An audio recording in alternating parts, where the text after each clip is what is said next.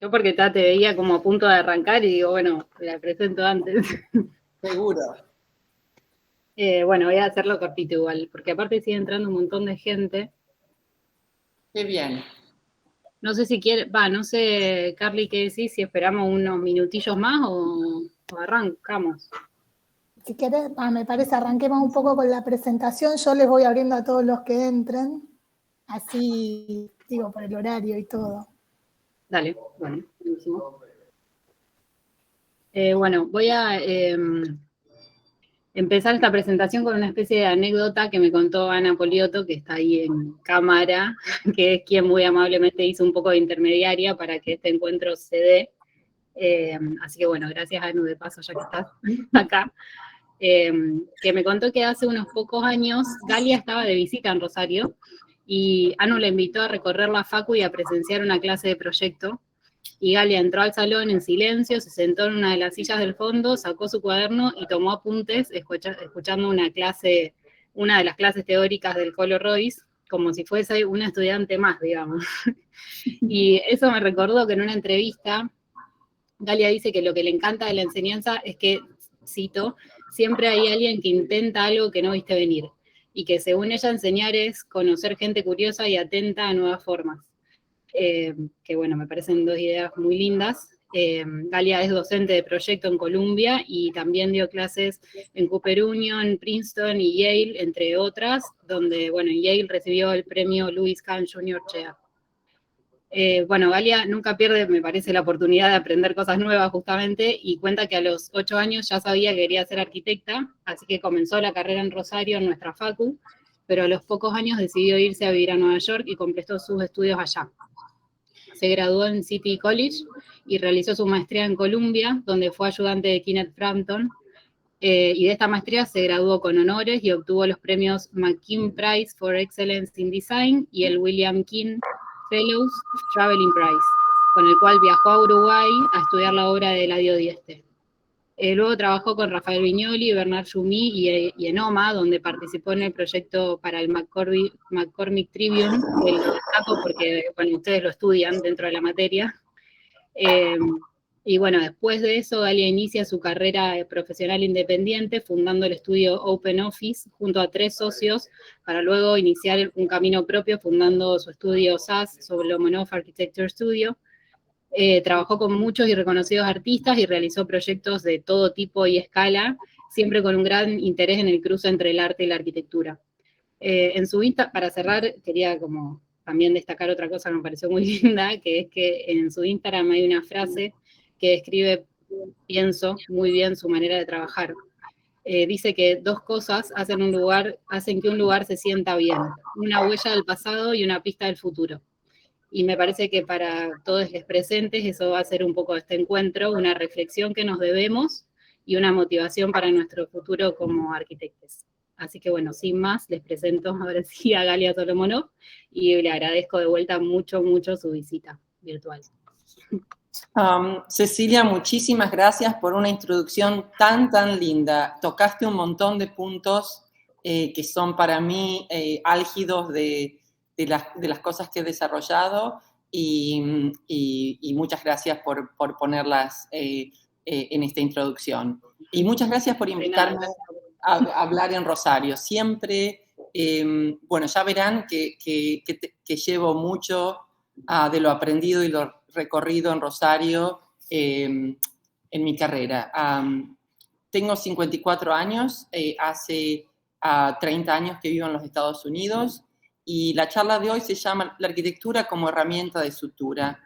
Y entonces, estas son las preguntas que recibí de ustedes, y las preguntas que tengo subrayadas con amarillo son las preguntas que para mí tienen más eco en lo que pienso y en lo que hago.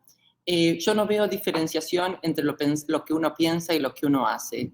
Hago al pensar y pienso al hacer. Entonces, por eso me considero, bueno, soy una profesora de práctica de la arquitectura, no de teoría de la arquitectura. Entonces, para conservar mi puesto docente en Columbia, debo, y me gusta, construir y vincularme siempre al ámbito profesional de la arquitectura. Esto, o sea, la idea que hoy voy a presentar es que la arquitectura no crea un ámbito nuevo, sino que opera dentro del cuerpo del planeta o de la urbe del planeta o de la comunidad del planeta. Entonces, nosotros siempre como arquitectos estamos trabajando entre lo que existe y lo que es posible, el futuro, entre el pasado y el futuro. Y entonces, la idea de sutura es la idea de un procedimiento quirúrgico que utiliza para restaurar la integridad del cuerpo humano y de los órganos internos generalmente un hilo y aguja para juntar cosas que han sido fracturadas. El hilo y la aguja, el hilo es lo nuevo y la aguja es el vehículo, digamos. El hilo generalmente queda o el hilo posibilita un junte y después desaparece. La ciudad contemporánea es una especie de... tiene muchas capas y una de las maneras en que construimos es hacia arriba y hacia abajo y entre medio. Y la ciudad es, de alguna manera, la invención más contundente que tenemos como humanos. Es de donde viene la economía y de donde vienen todas las invenciones. O sea que, de alguna manera, la ciudad es la invención madre y, al mismo tiempo, el campo en donde nos desarrollamos la mayoría de los arquitectos. La otra idea que para mí es muy importante es que todos los humanos somos un intelectual, no hay, o sea, pienso que hay una gran horizontalidad entre nosotros y que hay puntos válidos y a considerar en cada uno de nosotros y que hacemos entre todos una multitud, pero que somos cada uno de nosotros necesarios en nuestra contribución como humanos y como artistas. Esta es una foto de mis alumnos, los alumnos que no pude conocer durante el COVID, que vinieron inmediatamente en febrero, cuando terminó el COVID, a mi oficina una tarde, y entonces tengo una sinergia entre lo que enseño en la universidad y lo que practico en la oficina. Esto lo voy a hablar después.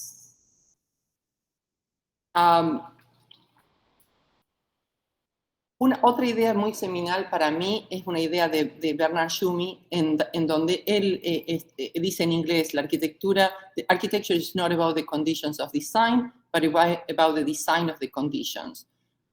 Lo que quiere decir que la arquitectura no es el resultado de condiciones impuestas al diseño, sino que es diseño de las condiciones. Esto puede ser entendido como una especie de soberbia de arquitecto, pero la verdad es que cuando uno ve la ciudad construida, sea Rosario o sea Beijing, ve cómo el arquitecto crea nuevas condiciones para la ciudad, para lo creativo y para la gente que vive en la ciudad. Por lo tanto, yo siempre pienso que hay un poderío del arquitecto como autor que muchas veces no se gestiona o no se habla plenamente. Y el arquitecto no hablo como el arquitecto o la arquitecta, sino el ente arquitectónico o el grupo arquitectónico. En este momento estamos en un momento de revisión de cómo nos expresamos con respecto a género, pero creo que lo importante es, más allá de la palabra en sí, hablar de que la arquitectura es un trabajo de consenso. Este es el punto 3. La arquitectura requiere consenso y trabajo de equipo. No se puede hacer solo. La arquitectura es algo que alguien paga, alguien construye, alguien diseña, alguien habita, y todas estas personas debemos estar en consenso y en actuando al unísono o actuando con un mismo fin, y por lo tanto la arquitectura es un acto político, es un acto de, cultural, es un acto de cambio. Como Cecilia dijo, yo he estado en academia como alumna y como docente ininterrumpidamente por 30 años. Y entonces yo fui asistente del profesor de historia de arquitectura, crítica de historia. Él no se considera profesor de historia de la arquitectura, sino de crítica de la arquitectura, Kenneth Frampton. Y en la clase de Kenneth Frampton aprendí sobre Eladio Dieste y profundicé sobre Eladio Dieste. Siendo alumna, decidí hacer un tomo, que después, un estudio que después se convirtió en un tomo de un libro sobre Eladio Dieste, y aprendí de los métodos de Eladio Dieste. Para destacar en esta charla, quisiera decir que una de las cosas, yo lo conocía Eladio Dieste, y una de las cosas para destacar es que Dieste trabajaba, hacía ladrillo localmente. Por ejemplo, en esta iglesia en Atlántida, la tierra la arcilla necesaria para hacer los ladrillos fue parte de la excavación de la fundación del edificio. Es un edificio monomaterial, en el sentido que está hecho todo de ladrillo reforzado con rebars, y es un método que él diseñó y inventó. Con esto crea estas curvas hipérbolas, todas hechas de ladrillo, de un solo espesor de ladrillo, y es algo que aún hoy es una innovación. Esto fue hecho y estudiado en el contexto de Columbia de los años 90, en donde había gran interés por The Blob, ¿no es cierto?, la idea de la arquitectura como en el espacio curvilíneo, en el espacio de cálculo, en el espacio paramétrico, y eso era lo que estudiábamos en ese momento. Dalia, ¿Sí? Perdón. Si podés poner hide en la barrita que se ve abajo con el link de Meet, justo tapa a veces cuando pones la referencia de la imagen. Muy bien, gracias. Este es un proyecto que empecé como estudiante, se llama Defective Brick, y es el primer link entre academia y práctica y arte.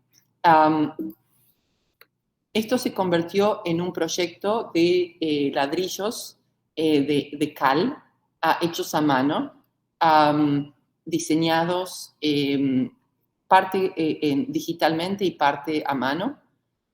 Estos son los moldes y la ejecución hecha, y esto es la primera vez que enseñé en el 1999, con mis alumnos construimos este Defective Brick, y fue instalado en una galería de arte que se llama Artist Space en New York. Ahí vinieron una cadena de trabajos pequeños para artistas, y esto llevó a una serie de publicaciones, una de ellas en Holanda, en donde se presentó este loft, y eso me llevó a trabajar con Rem Koolhaas. Acá en esta foto ven Bernard Tschumi, ese no sé quién es, Wolf Pree, él es Daniel Libeskind, Rem Koolhaas, Zaha Hadid y Mark Wigley. Mark Wigley, Zaha Hadid, Rem Koolhaas y Bernard Tschumi, todos enseñaban en Columbia en los 90. Este es el trabajo que Cecilia referenció en la introducción, y es el trabajo en donde me desempeñé en el estudio de OMA con Rem Koolhaas, y es la extensión, o es un centro de estudiantes para la Universidad de Institute Illinois Institute of Technology, y acá tienen una especie de axonometría, y trabajamos con un elemento que a mí me interesa mucho, que es el elemento del color en la arquitectura. No el color aplicado, sino el color como procesado a través de la arquitectura. Y en la discusión en cuanto a ámbito de práctica, ámbito académico, quiero destacar que la oficina de Rem Koolhaas, que es una oficina que me formó tanto como la universidad, era una oficina que estaba entre esos ámbitos. Y en esta imagen pueden ver muchos de los colegas de entonces.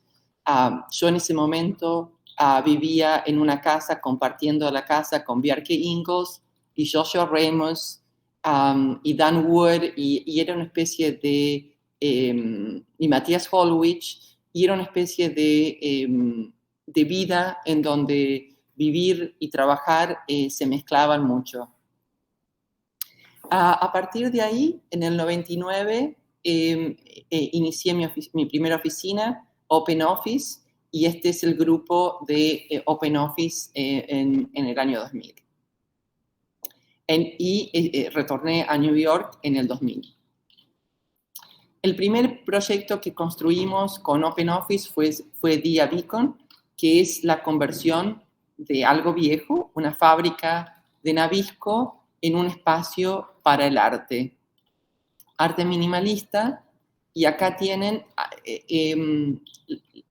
la idea de sutura en este edificio fue con muy pocos cambios, haciendo lo mínimo necesario, convertir este edificio bello, ya existente, fábrica existente, industrial, a un lugar de arte. Como este edificio fue hecho en el 1929, voy a mostrarles una foto. Como fue hecho en 1929, la luz natural en ese momento la luz eléctrica era muy, muy cara. Entonces, existía, pero era muy cara. Entonces, el edificio funcionaba mayormente con luz natural.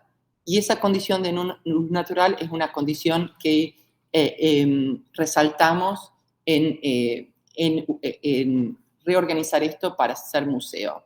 Y ahora vuelvo a algunas imágenes. Lo que quiero compartir con ustedes hoy es las mínimas intervenciones, la idea de intervención mínima, mínima en cuanto a recursos naturales, máxima en cuanto a recurso visual o espacial, trabajar con materiales como ladrillos, la idea de una entrada, la idea aquí de entrada era entrar como individuo y no como grupo al museo, entonces crear una entrada donde la pared creara como una especie de ángulo en donde uno tiene que decidir si va a la derecha o a la izquierda, pero no puede seguir sin pensar. Esta es la entrada.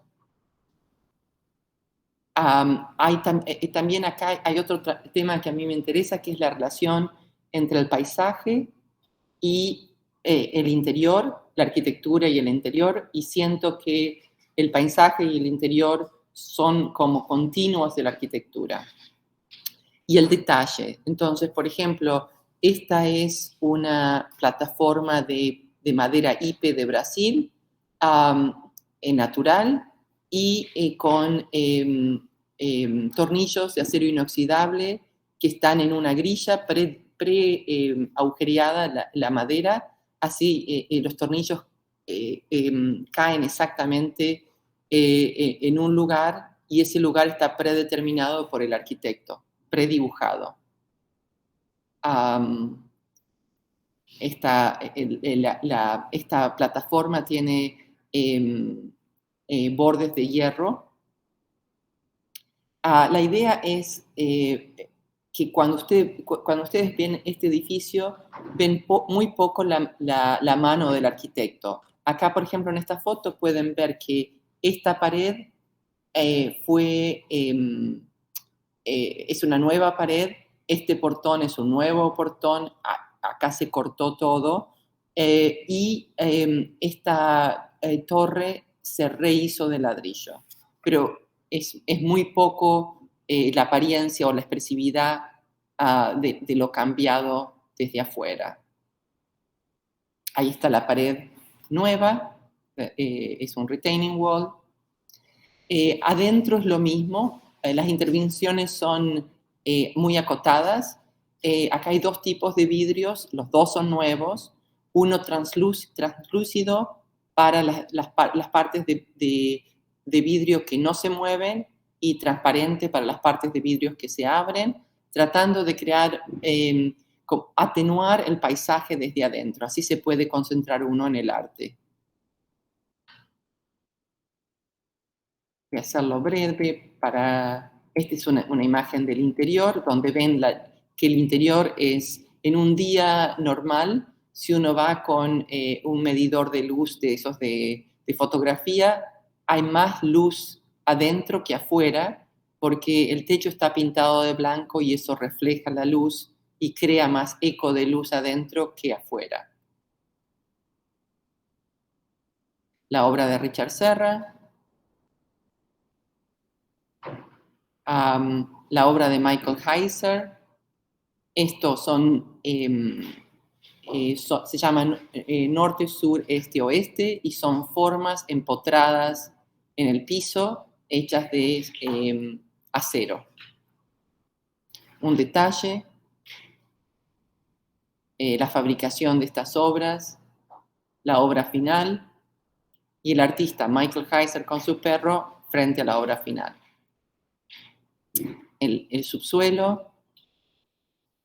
Y ahora los voy a pasear por un par de casas y de obras sin detenerme mucho, pero para que tengan una idea del tipo de trabajo que hacemos en la oficina.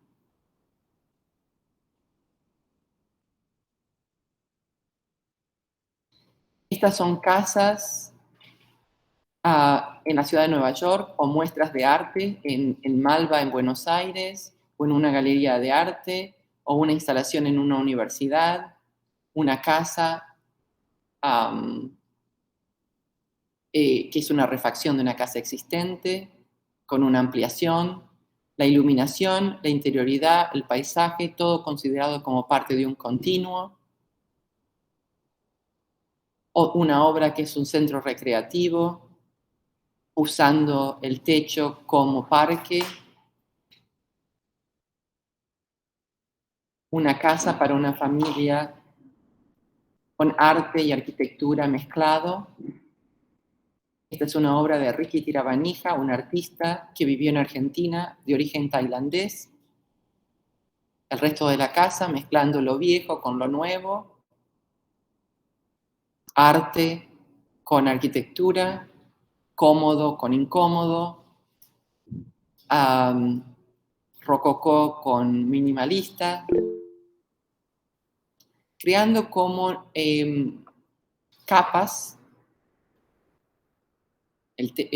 la ascensión hasta el último piso de la casa, un estudio de un artista, un departamento para un artista, esto buscando el color apropiado, el marrón apropiado, el artista y el departamento en construcción, el departamento finalizado.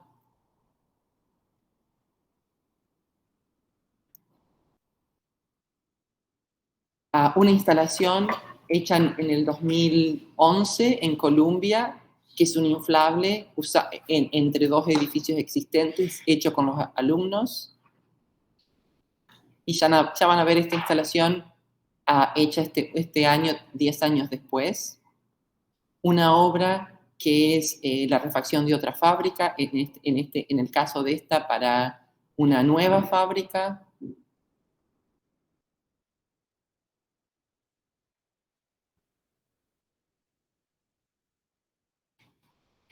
La refacción de una casa, de una casona, como una mansión, hecha para un museo, el Museo Judío de New York, y instalaciones para diferentes artistas usando la casa, la casona, como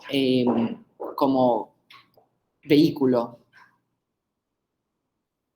En el caso de estas muestras, nuestro estudio, diseña todo, la instalación de las obras, los muebles, la tapicería, los gráficos, en este caso las vitrinas suspendidas, un cine para ver esta obra, esta muestra era sobre cine, la imagen de cine y de gráfico y de fotografía de la Unión Soviética en el 1917. Una muestra de moda, las tarimas, la forma de iluminación, la forma de mostrar dibujos, todo diseñado por nosotros, en la misma casa de donde estaba la muestra de Chagall.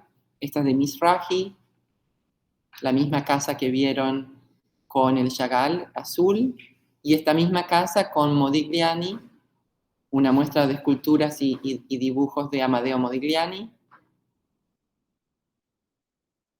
En el subsuelo, un restaurante de Russ and Daughters. Esto es el subsuelo, todo hecho dentro del espacio existente y diseñando las banquetas, las luces, el mural hecho por un artista, Mayra Kalman, y usando la letra humana. Una de las cosas que Cecilia remarcó es que yo tomo notas permanentemente y no tomo notas a mano, y eso es una manera que aprendí o que llevo de trabajar con artistas también, que siempre toman notas a mano, o casi siempre. Una muestra muy querida de un autor muy querido, Roberto Burle Marx, brasilero, pintor, que se dedicó al paisajismo, pero nunca dejó de ser pintor. Un mural increíble que hizo. Esta es la muestra que diseñamos, la instalación, sus pinturas, fotos de sus paisajes. Creamos una mesa para todos, para mostrar todo el trabajo de manera continua, como un paisaje de mesa. Estos son los dibujos que mi oficina hace para la ejecución de tal. Y una de las cosas, uno de los métodos que nosotros usamos es, a pesar de que trabajamos muy tridimensionalmente, trabajamos mucho la planta y la sección por separado, más que lo tridimensional. Y el color. Acá en la casa siguiente van a ver cómo una casa está ejecutada desde la obra de Joseph Albers sobre la teoría del color. Este es mi escritorio, y esta es la casa, este es el trabajo de la cocina, la escalera existente, los umbrales entre los diferentes espacios, entre nuevo y viejo.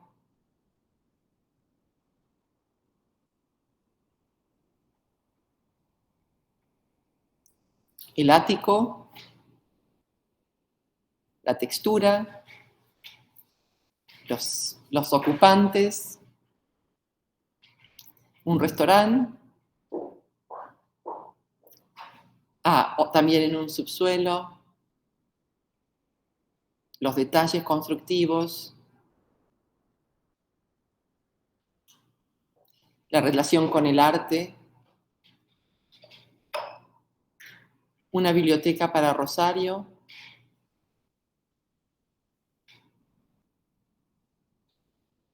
la idea para esta biblioteca era crear un espacio en donde uno pudiera prácticamente estar con luz natural y tener solo luz, porque en día es un museo de luz natural.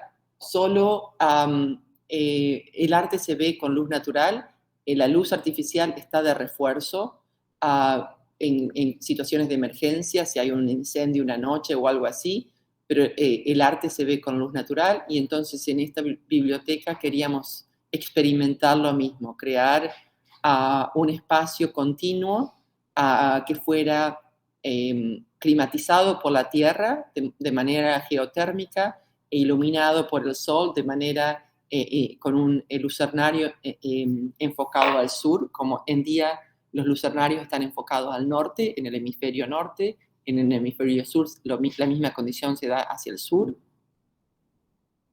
Un proyecto para Nepal, no actualizado, no hecho.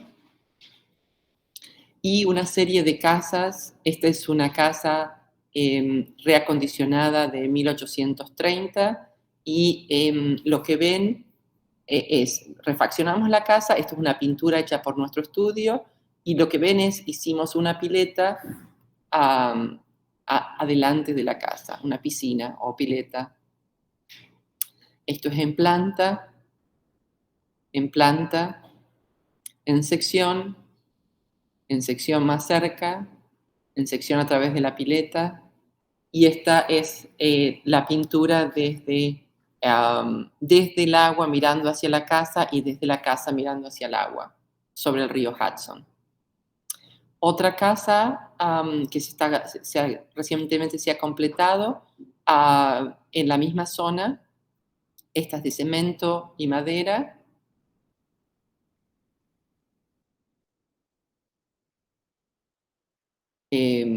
La resolución eléctrica.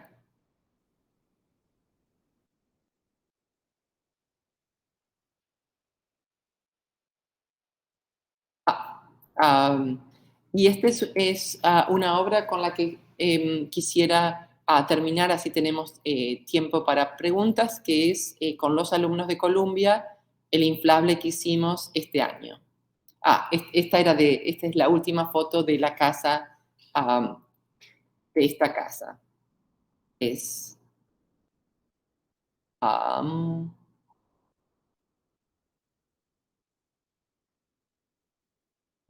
pensé que tenía una planta, pero no la tengo. La construcción del inflable. El inflable entre los edificios, amarrado a acero dependiente de 4 ventanas. El inflable de noche. Otro, hay mejores fotos en Instagram de las que yo comparto hoy. Y este es el final de las obras que tengo para presentarles a ustedes hoy.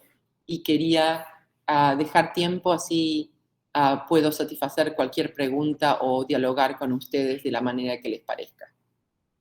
Gracias.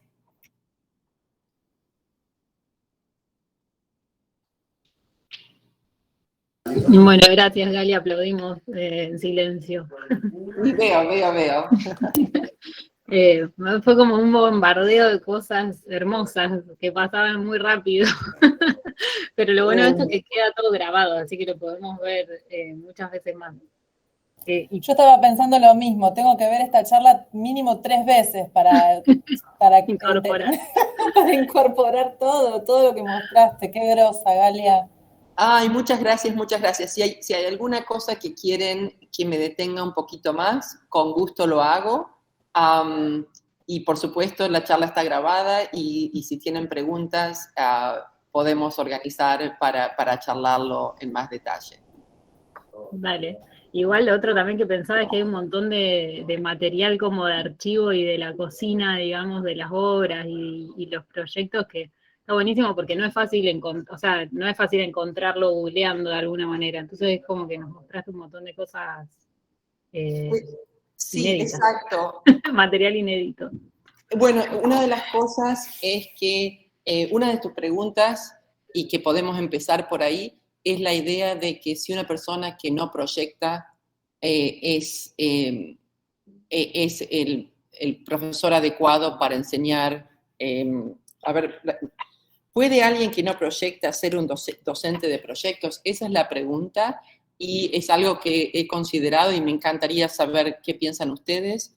Yo pienso que en una universidad siempre hay lugar para muchas personas diferentes y muchas formas de abordar la arquitectura de manera diferente.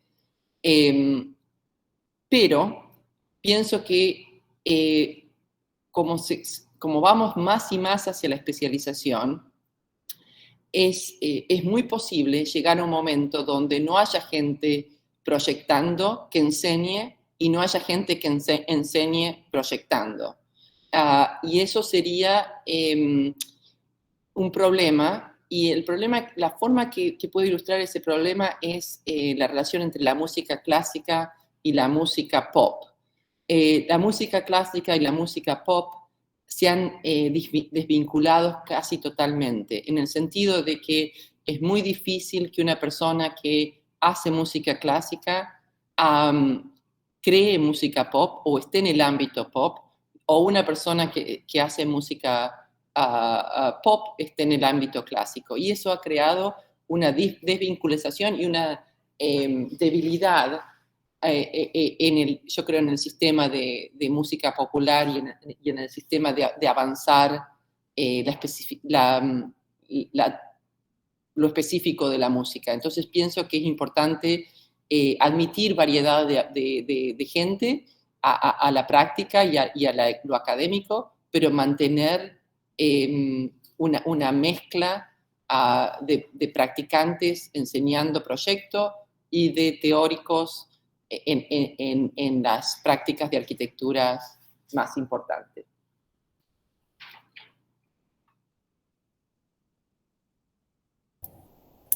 Y voy a meter una pequeña pregunta, es como si fuese un apéndice a esta pregunta, y te pregunto, Galia, si alguien puede ser buen proyectista sin ser buen constructor. Teniendo en cuenta la dedicación que tenés a los detalles, a la materialidad, a la obra, ¿no? O sea, si alguien puede ser buen proyectista sin construir. Yo creo que no. Yo creo que es una de las cosas que, una de las cosas, a ver, ¿cómo lo puedo decir? Habiendo trabajado para Koolhaas, esa pregunta es como un arma de doble filo, porque Koolhaas es él como persona, es un gran intelectual, una persona de mucha capacidad, pero al mismo tiempo es una persona que no ha tenido el tiempo de fogarse como constructor. O sea, él cuando empezó a construir, ya los edificios eran de gran envergadura y de gran riesgo. Entonces, ¿qué pasa? En la oficina de él, yo estuve en la oficina de OMA en el 98 al 2000. En esos años fuimos de 30 personas a 70 y ahora creo que son como 200 personas. Al tener que ir casi duplicar el tamaño, la gente que se contrató es gente con experiencia en construcción, mayormente gente de las compañías como SOM, KPF, SOM o KPF, que son grandes compañías corporativas de diseño y arquitectura de Nueva York y de Estados Unidos. Pero eso lo que hizo es que, a diferencia de un Herzog de Meuron, o a diferencia de un Sisa, o a diferencia de otros, Koolhaas tiene un estilo de diseño, pero no necesariamente un estilo o una forma de construir. ¿Se entiende? Yo siento que Herzog de Meuron han desarrollado una forma de construir en paralelo a una forma de diseñar. Y eso es lo que a mí me interesa, y por eso nosotros también, como oficina, estamos muy atentos, no solo al tamaño del proyecto, sino a las posibilidades de qué se puede hacer en el proyecto. ¿Se puede trabajar con este material o este otro? El comitente está abierto a estas ideas. ¿Hay algún artista que esté vinculado a la obra de alguna manera? Entonces, todo ese tipo de cosas nos motivan a hacer ciertos proyectos más que otros.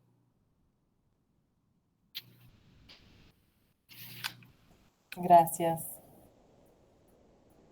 Y Galia, me gustaría, si podés, que nos cuentes un poco qué ejercicios, cómo son los ejercicios y cómo es como tu hacer docente, digamos, en Columbia, y si es como, si podés detectar una metodología pedagógica y si esa metodología está un poco emparentada con la metodología proyectual de alguna manera, cómo se cruzan esos dos mundos. Sobre Sí. todo porque vimos la nube esa flotante entre edificios, que lo haces con alumnos. Exacto, voy a poner esa nube y explico un poco.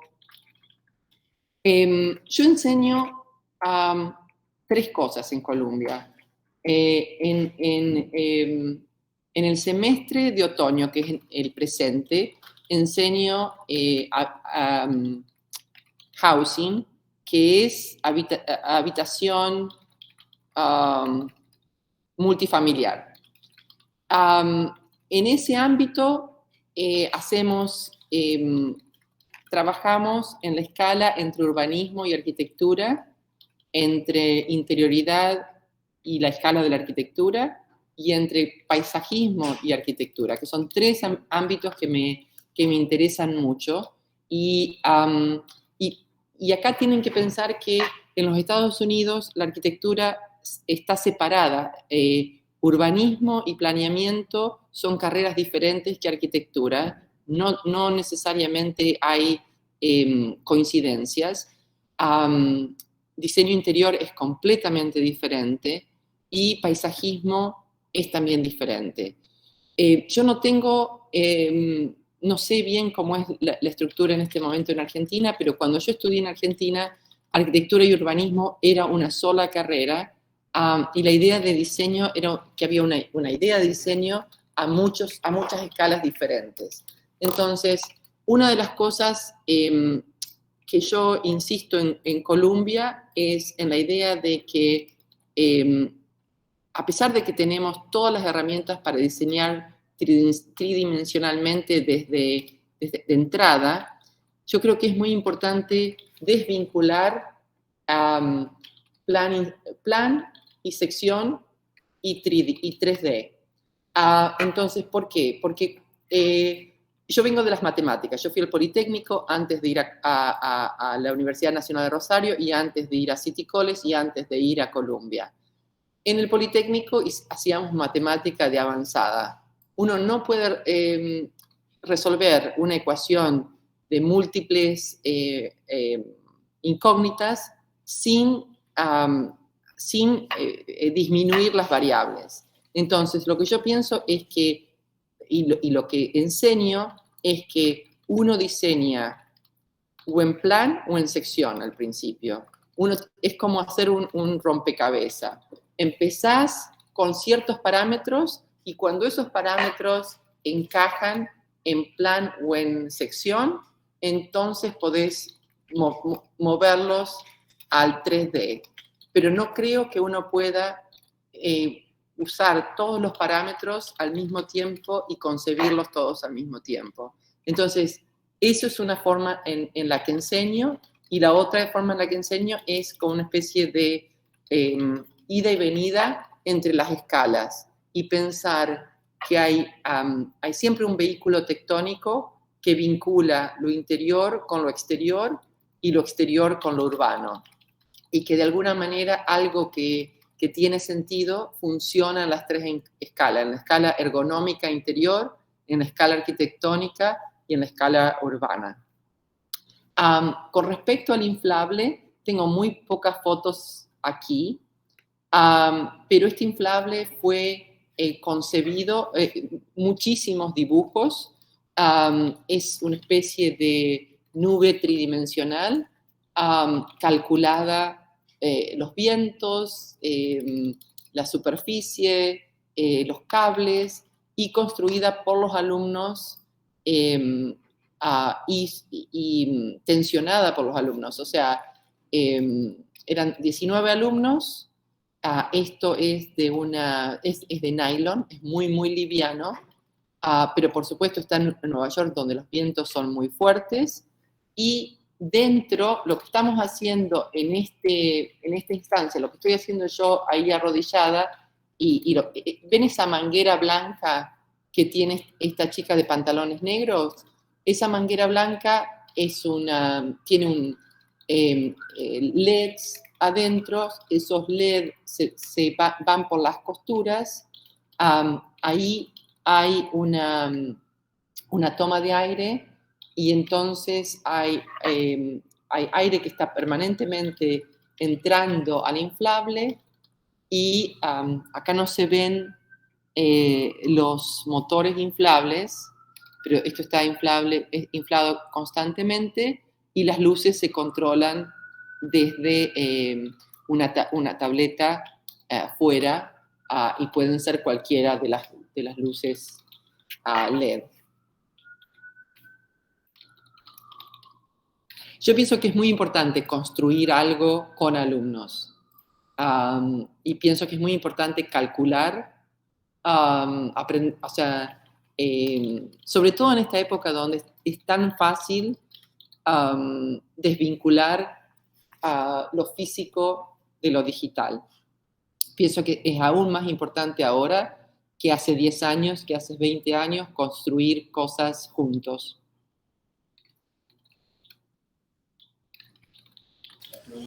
Sí, y bueno, como medio la abstracción de este objeto me da ganas de preguntarte, por más que no mostraste como mucho, por la gráfica y las representaciones de alguna manera gráficas que tienen en el estudio, porque son muy increíbles, básicamente, son como cuadritos, y también muy variadas. Vos mostraste un pan de pinturas que están haciendo una pintura para mostrar una casa, pero que en realidad es una pintura, es una obra en sí, en un punto, y también tienen unos collages que son más conceptuales. Eso, o sea, primero quisiera, no sé, que nos cuentes un poco de eso, y también saber si viene como después del proyecto a modo de representación, o si hay como un ida y vuelta un poco entre esas técnicas tan variadas y el proyectar de la obra, digamos, si influye. La idea de paisaje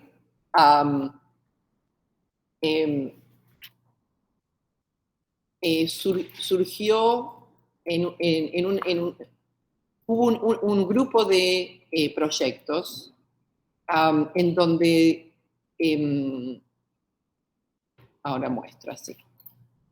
Este proyecto hará 2 años en una localidad que se llama Malden, que nos llevó a pensar en una idea que venía desde DIA, que es la idea de que el paisaje de esta zona, y sería muy diferente el paisaje del río Paraná, conlleva a pensar de una manera en la arquitectura. O sea, uno crea algo en el paisaje. O sea, la misma idea de sutura es que acá hay un paisaje y la casa aparece dentro de este paisaje.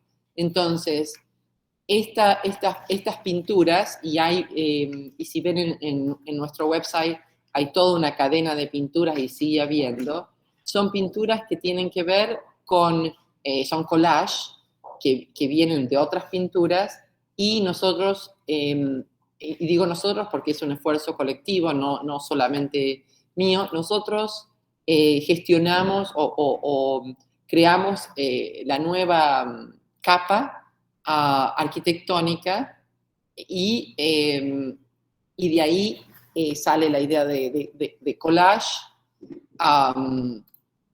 y de forma de expresar lo que uno quiere como idea arquitectónica, y también como híbrido entre el arte y la arquitectura, porque es una de las cosas que yo pienso que nos motiva a hacer lo que hacemos. Y en el caso de la casa que tiene que ver con la obra de Joseph Alberts, esta casa es una refacción, de una casa común, digamos, pero la idea que llevó la obra adelante es gestionar esta casa todo como una pintura constante, y de habitación a habitación, y ahí tengo muchas fotos más que refuerzan esta idea donde la pintura de Alberts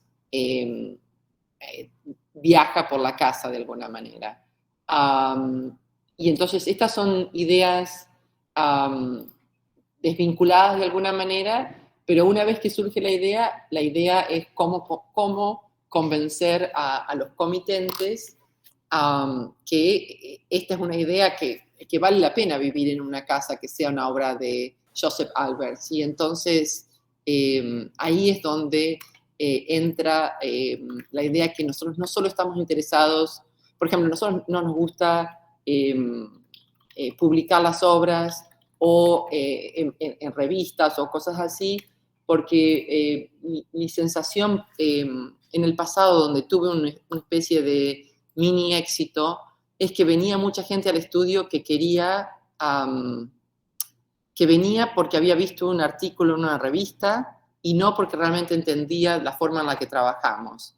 Y lo lindo de nuestra práctica y de esta práctica que tiene más que ver con el arte o que tiene algo que ver con el arte es que la gente que trabaja con nosotros es gente que viene por referencia de otra persona o porque realmente nos ha buscado o porque algo lo convence, y entonces somos una especie de compinches de lo que queremos hacer y lo que queremos lograr.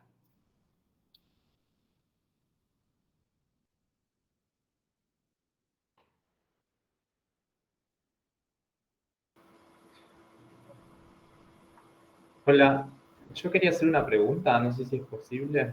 Claro. Sí. Bueno, me llamó mucho la atención en tu presentación, bueno, en lo que vos describiste esto del uso del color, y quería preguntarte, vos nos contaste aquí en esta casa el uso de las pinturas de Albers como insumo, y quería saber si tenés o si utilizan otros insumos referidos al uso del color, porque, bueno, creo que es un tema que tenemos bastante pendiente, ¿no? En nuestra formación en la facultad. Y también si de alguna forma esta idea del color en la arquitectura lo transmitís en tu enseñanza, en la enseñanza que impartís a tus estudiantes. Eso por un lado. Y por otro lado también, que escuchándote también noté que es como un valor para tus producciones, el hecho de pensar esta relación entre el arte y la arquitectura. También, ¿cómo pensás ese vínculo?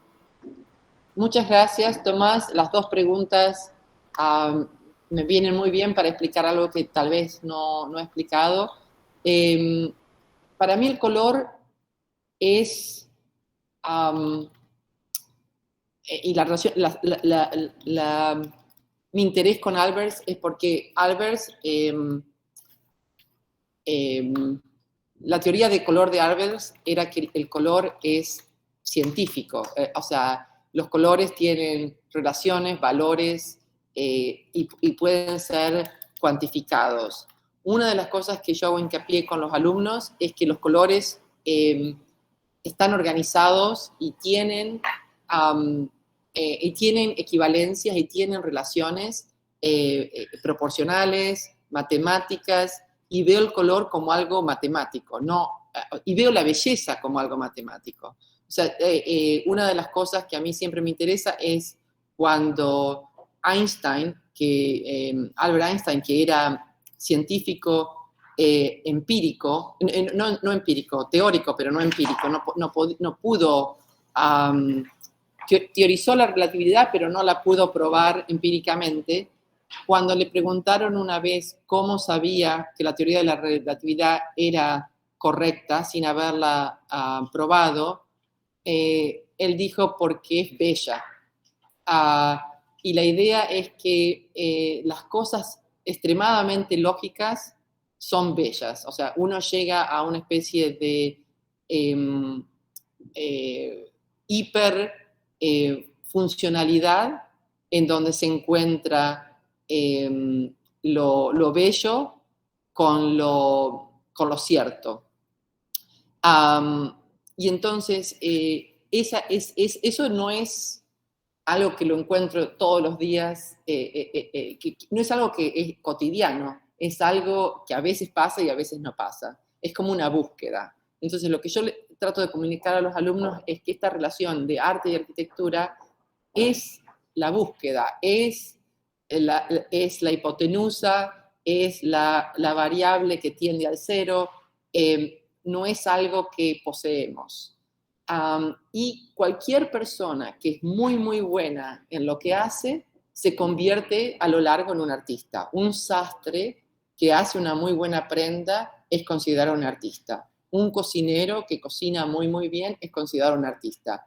Un médico que opera muy, muy bien, un cirujano, es considerado un artista. Entonces, cuando uno hace algo en donde la intuición y lo científico y todo uno se convierte en un vehículo, uno se convierte, y uno lo puede hacer eso grupalmente, es esa la relación. Entonces, un arquitecto tiende hacia un artista a través de buscarlo y a través de la práctica. Entonces, yo creo en la relación entre arte y arquitectura y pienso que la arquitectura tiene una tendencia artística. Con respecto al color, por ejemplo, en estas muestras en el Museo Judío, siempre trabajo con una familia de colores. Por ejemplo, en el caso de Chagall, había un grupo de 60 pinturas en momentos felices y en momentos tétricos. Por ejemplo, en esta habitación se llama La Crucifixión y son... Chagall era judío, Marc Chagall era judío, pero pintó un grupo como de 50 crucifixiones durante la Segunda Guerra Mundial. Y la razón por la cual hizo crucifixiones es porque él pensó que era la manera más digna de mostrar un asesinato, un crimen. Y esto era durante la Segunda Guerra Mundial. Entonces, en esta habitación, el azul es un azul petróleo muy, muy profundo y triste. Y en esta habitación es un cerulean blue que es mucho más alegre. Y esto es cuando él a los 70 años se enamora de la asistente que lo ayuda a vivir acá en las afueras de New York. El amarillo para la muestra sobre el arte soviético tiene que ver con que es un color que funciona muy bien con el negro y es un color, los soviéticos de esta época usaron mucho el rojo y muy poco el amarillo, pero pensamos que era un color que iba a brindar nuevas relaciones que el rojo ya de alguna manera ha agotado. Y en Mizrahi usamos mucho el blanco, un blanco tiza, sin brillo, para resaltar el papel en contraste con la tela. Y el Modigliani es un color, es una variación de marrones al púrpura. Y en Roberto Burle Marx es un gris, son 3 grises diferentes. Entonces, en cada muestra hemos trabajado una serie de colores. Y esto es, acá muestro unas 5 o 6 muestras, pero hacemos 2, 3, 4 muestras, instalaciones de artes por año. O sea que tenemos un repertorio como de 50 muestras que hemos hecho. En este momento estamos haciendo 3. Una muy interesante sobre la diáspora latinoamericana en Nueva York, que va a abrir en diciembre en America Society, y entonces trabajamos con color en relación a las muestras que estamos haciendo.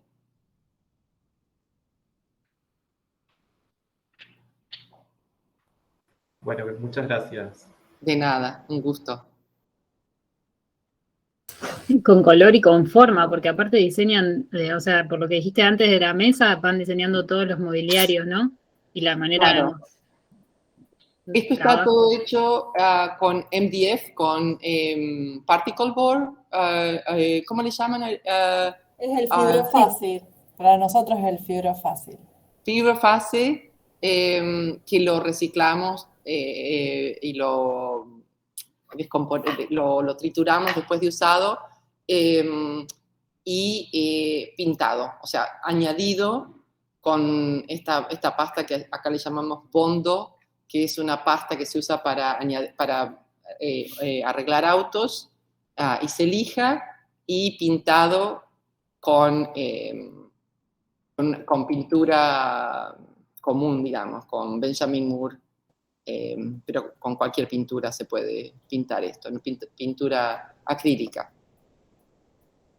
Y el trabajo acá, el trabajo que hacemos, que tal vez es imperceptible, es la codificación de cada pieza, la ubicación de cada pieza, el lugar de cada pieza, la forma de anotar cada pieza, y la forma en donde va. Entonces es un trabajo de planilla, de matemática, son dibujos y el legado de una de estas muestras son 30 páginas de dibujos, mucho tiempo, muchas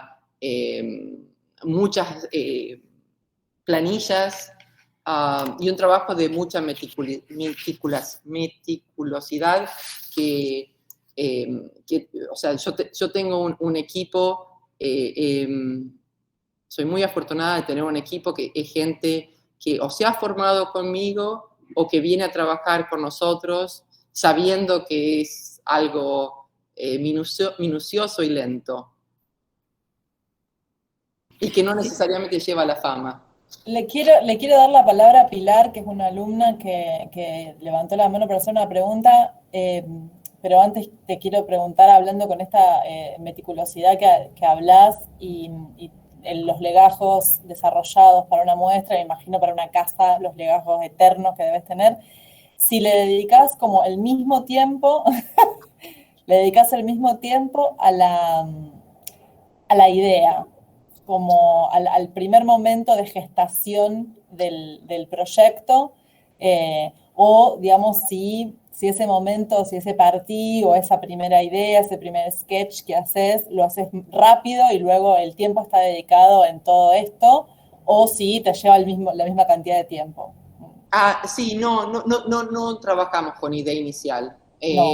Nos tiramos a la pileta, yo pienso que se puede empezar de cualquier lado. Y con cualquier presupuesto. O sea, es un poco la idea de sutura. Hubo un accidente y hay que remendar. Y hay que empezar o sea, generalmente el tiempo requiere que uno se tire a la pileta y empiece a diseñar. Y a medida que se va desarrollando, van surgiendo ideas, van surgiendo mejoras. Y hay proyectos donde digo, salió todo bárbaro. Y hay proyectos donde digo, necesitaba un poquito más de tiempo, ojalá que haya una relación más con el cliente y que se pueda seguir trabajando esta misma idea, pero sí, no trabajamos en la idea de concepto inicial. Bien, genial. Pilar, sí.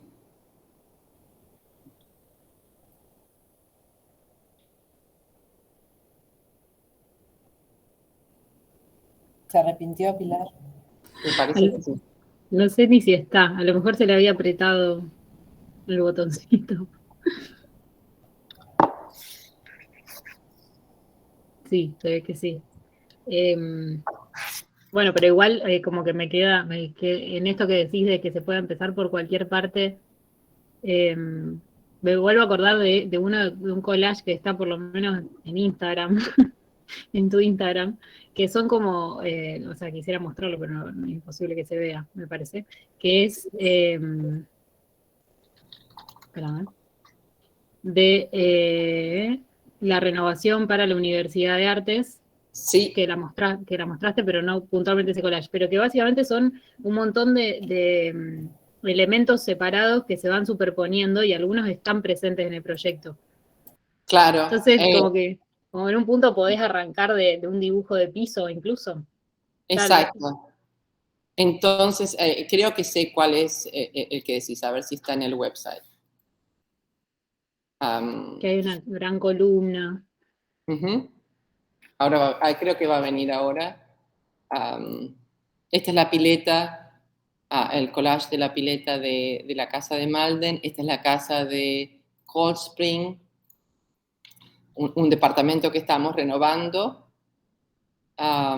Y este es el collage, Sí, ¿no es cierto? Sí. Y entonces estos son todos los elementos de Art Alliance que están vinculados a través del espacio arquitectónico de alguna manera. Entonces el proyecto es de Art Alliance, a ver si está aquí. Sí. Entonces, en este proyecto, por ejemplo, están todos los elementos del proyecto, hay una alfombra diseñada por nosotros, hay un mosaico de entrada, las puertas, la boiserie, y esta baranda en azul, que es pintada con material de esmalte de autos, con pintura de autos, y una especie de bar, y la iluminación. Entonces, todos estos elementos son los que aparecen en el collage dispersos, pero son pequeñas intervenciones en una casa restaurada, una casa como que sería una casa de Calle Oroño, que ha sido convertida a espacio cultural por esta universidad.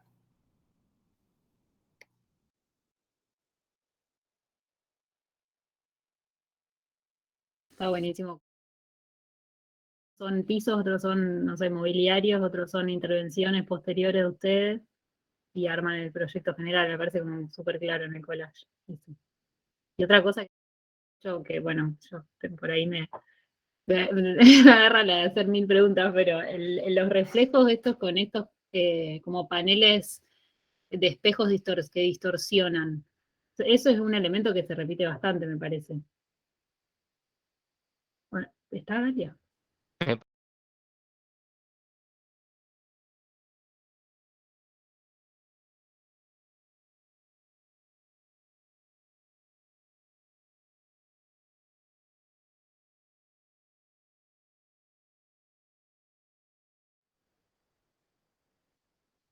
Está muteada, Galia. Sin querer me había ausentado, perdón. Sí. Te preguntaba también por estos grandes como espejos que distorsionan a la vez en el reflejo, que están también bastante presentes en distintas obras. Sí, ese es un elemento nuevo, son espejos plásticos que estamos usando en varios lugares. Es más, los acabo de instalar en mi propia casa y crea una situación para mí interesante. No sé si los voy a usar en lugares permanentes, pero por ahora estoy contenta en cómo cambian un interior y crean ciertas reflexiones y es algo que siempre quisimos usarlo en muestras, pero cambia mucho el contenido de una muestra también. O sea que los espejos son siempre algo discutido, ¿no es cierto? ¿Qué te parece a vos los espejos? A mí me encantan los espejos en general, me gusta mucho justamente esa distorsión y cómo alteran el espacio y generan como ese falso segundo espacio de alguna manera. No sé, tiene una cosa como muy mágica y onírica, digamos. Y me hizo acordar mucho a la obra del Rafa, que también vemos acá con los chicos, como caso de estudio del el Instituto de Fertilidad que está por Italia, que tiene Sí. como esa distorsión de la ciudad también. Y adentro también, bueno, el espejo curvo. Sí, en el caso de esa casa que mostré hecha con Ricky Tirabanija, hay un cubo de acero inoxidable dentro de la casa, que adentro es de madera, y entonces crea como una especie de completa exterioridad y uno lo abre y crea una completa interioridad dentro de la casa. Y a mí, yo creo que parte del espejo... A mí siempre me gustó Versalles, siempre me pareció un lugar, ese salón de espejos siempre me pareció un gran momento entre arte y arquitectura y psicología. Am, y también, bueno, Scarpa, el uso de los espejos de Scarpa, y bueno, es algo que Rafael Iglesias Doug Aiken, el artista.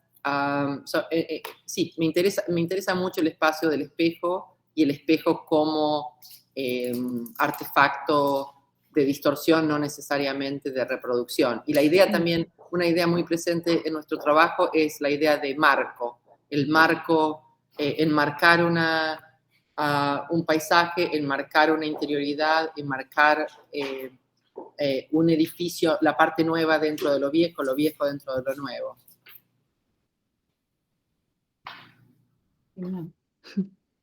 El control. O el control para el descontrol igual, porque es justamente la distorsión del reflejo. Marcar el control y exponer el descontrol al mismo tiempo. Bueno, chicos, ¿alguien más tiene alguna pregunta de cualquier índole? Ya creo que vamos como más de una hora y pico, sí. ¿Quieren aprovechar? Si alguno tiene una pregunta, acá estoy.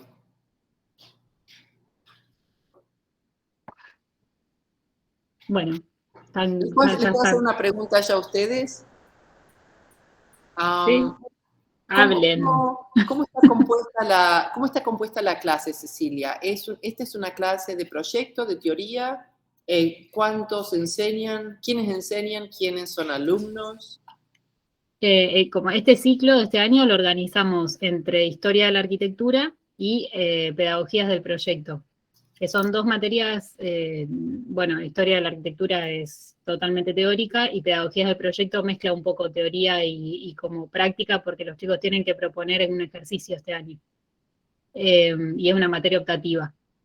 Y está Carlita Berrini, que está nombrada como FAPID 07 también, que es la adjunta de Historia de la cátedra de Pia Albertalli, que en un momento estaba por acá dando vuelta. Y después de Historia 3 estamos Nico Ventroni, que también está ahí como FAPID 07. Está Gadi Ulanovsky allá, y Emi Farías, y yo en Historia 3. Y después está Tommy Barra, que también da en la misma cátedra de Historia, y no sé si hay alguien más que me esté dejando.